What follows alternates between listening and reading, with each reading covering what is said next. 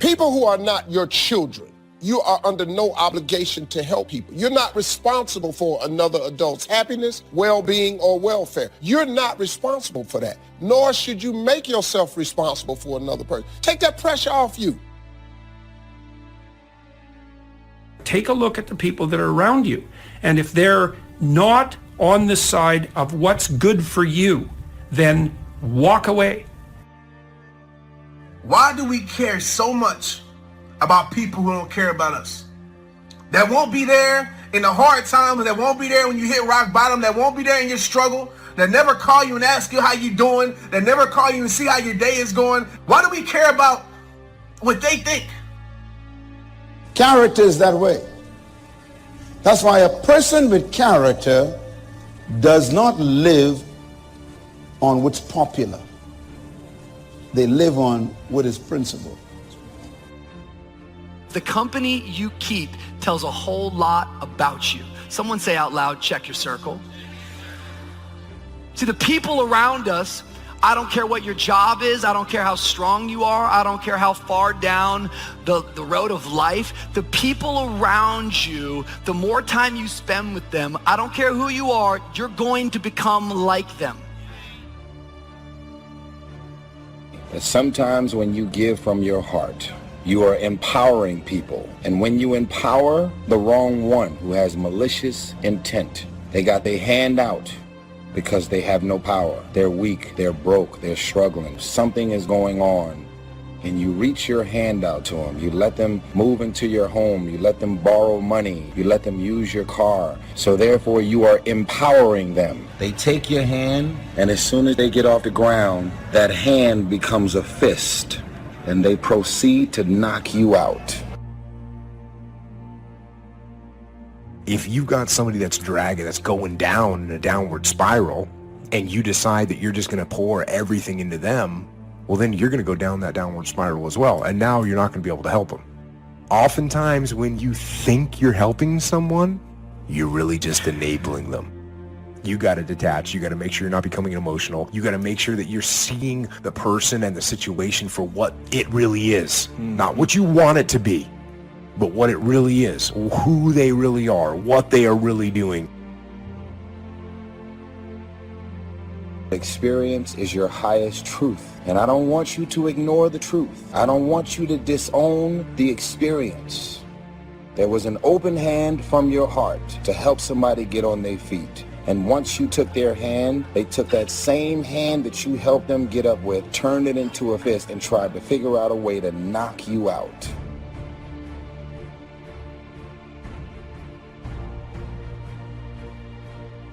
Do you notice that 95% of all your voicemails are a request? Don't you become the 911 in everybody's life. Just stop.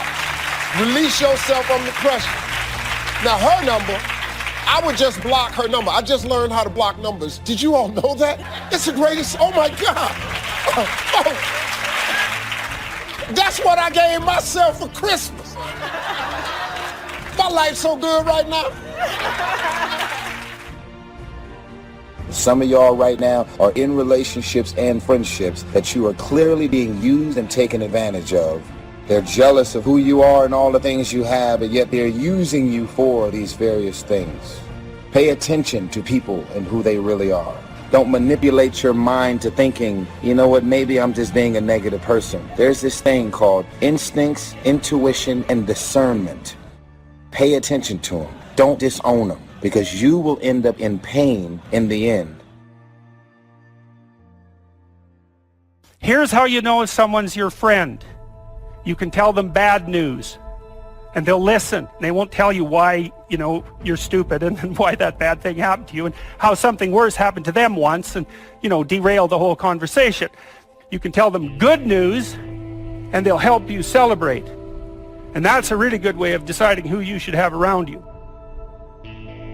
We've all been used, we've all been taken advantage of. It doesn't feel good. And when you get used and taken advantage of or manipulated, you're doing everything and operating and coming from your heart. But unfortunately, other people have malicious, evil, and vindictive intentions towards you. And all you have to do is forgive those, but more importantly, learn from it. You find yourself in success. You lose yourself in significance. It's when we begin to add value to others that we begin to lose ourselves, because now the cause is greater. Our why, our purpose, our why is bigger than us. When you find your why, you'll find your way. Everything changes at that time. Because once you find that, it puts you in your power place. See, if you know what your life work is, I encourage you to start working on it. And if you don't know what it is that you showed up to do, I encourage you to find out what your purpose is here. What is the meaning of your life? What will be different? Have you ever asked yourself that question? One of the great distractions of chasing our dreams is this thing that goes off in our head as we're negotiating the price we're paying. Should I keep paying it? Is it getting too high? Is it too much? And you'll have people in your ear, it's too big a sacrifice. You're going through too much. And you begin to negotiate it in your mind. It distracts all your focus. You can't be executing and negotiating simultaneously. You have to have 7 straight days of being absolutely positive. Not one negative thought, not one negative expression that you hold on to. And you know what? After you go about 4, 5, 6 days in a row doing really well, something major negative is going to happen. How's that for some positive programming? But what it is a test to see how committed you really are. If you're in your head negotiating and negotiating and negotiating, you can't execute. So negotiate it now. Negotiate it with me now. What are you willing to pay? For me, when I'm after something big, as long as it's legal, ethical, and moral, I'll sacrifice everything else. But I will not sacrifice anything legal, anything unethical, or anything immoral. A person without character will say one thing, do another, and promise something else. So you never know who you're talking to when you're talking to them. No character.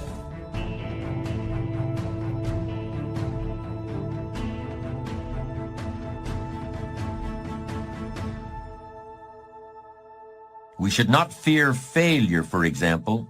Anyone can fail, and virtually everyone does at one time or another. But if we should not fear failure per se, we should fear failure to do our best.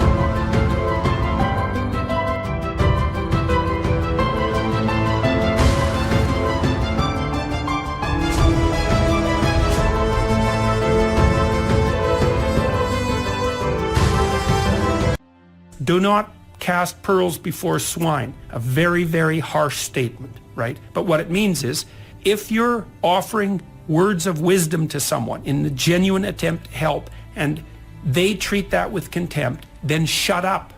You're demeaning your words by throwing them away. And that we should refuse to accept. You're never just a victim of circumstances. No matter what happens, you're never without options that can get you back on track. It takes courage to recognize that, But I would suggest that we should accept that responsibility because no one is really going to accept it for us. I wanted everybody to like me. I wanted to be perfect the first time I did something. It's not going to happen. You're going to make some mistakes. You're going to hurt some folks' feelings. You're going to create some enemies. Whenever you decide that you want to begin to take life on, you've got to ask yourself, how long am I going to allow this to hold me back? It's about treating people the way you would want to be treated and doing the tasks that you don't necessarily want to do, but that you know will help you. It's about facing.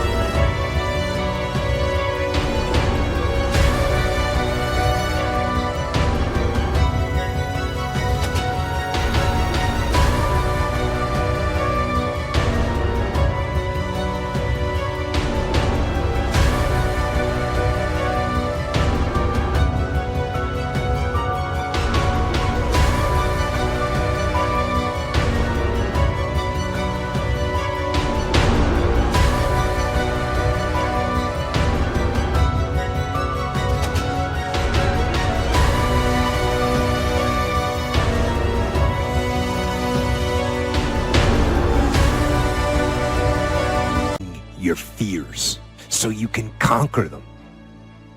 You're so consumed with everything that's going on in the world. This is the reasons you haven't figured out your own life yet. Every website, every tweet, every Instagram post, with everything that's going on in the world, you're ignoring your own world. You can never shine trying to sit on someone else's sun. You can never figure out who you are if you're consumed in everything that everybody else is and what they're doing and the moves that they're making. Can you get laser obsessively focused almost to its exclusivity, almost, but for an extended period of time towards something you want so badly, you want it like oxygen. It's like you want it like you want to eat. You want it like you want to live, right? Are you extendedly laser focused on it, or do you get distracted easily? We're to find ourselves, isn't it interesting, to lose ourselves. And we lose ourselves when our purpose becomes bigger than us. To find a purpose, how important. But then to take that purpose and place it in a position that has eternal factors involved is to lose yourself and to go to another whole level of life and another level of living. It's here that wisdom provides very real, very practical benefits. It's wisdom that provides a sense of life's value. and assurance that all the effort has been worthwhile. There's no question that we must take care of our material needs, but a fulfilled life requires meaning as well as substance. Unfortunately, many people reject what God made them to be. And they spend their entire lives trying to be something they're not. And then they wonder why they're so unhappy and so unfulfilled. You were made to be you, not anybody else. And if you try to be somebody else that you're not shaped to be, you're going to be miserable. People don't do what they know in life, but what they do is they operate within the context of the vision they have of themselves. How to begin to get a larger vision of yourself and how to begin to make this your decade.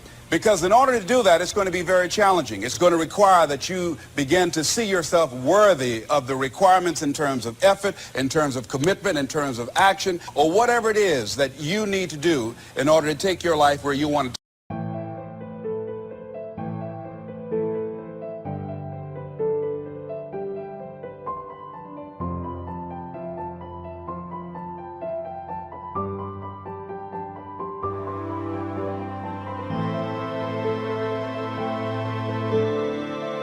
Take it. Of course, the reality isn't quite that simple. But it's not as simple either as thinking that just because you're older, things are now going in the opposite direction.